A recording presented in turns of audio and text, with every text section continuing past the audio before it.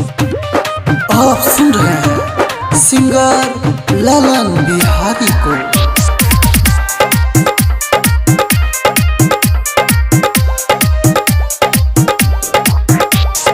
DJ मिट्टू राजा परसोनी, राजा परसोनी।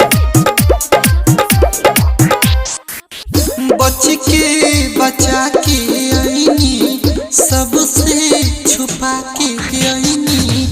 बच के बचा के आईनी, सबसे छुपा के आईनी। डरता जियारा ये साली, देखी के मन घबराई। कहाँ जाई रे, बड़ा परेशान बानी हम, देखले जब से बा। चुमा लेवे में तोहर देखली बा भाई, लागत अब तारा दीदी से बताई। अरे कुछ बताऊ ना रे, का करी कहाँ जाई हमरे।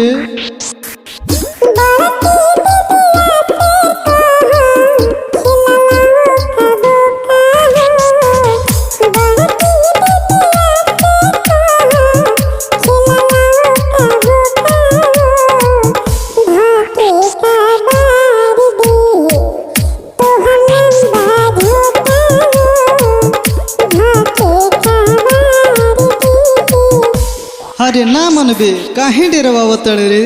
हाथ जोड़तानी हम पहरतानी पैया, मान जा तू देवरू दुलरुआनु हो। एक बेरी माफ कद फिर नहीं होई, बुझतनी हमारो दरदियानु हो। ए बाबू हैला टाफी खाली ह, लेम चूस खाली ह, कुछ और खाए कोई तो बता दिया, मगर ही मत बतैया हो।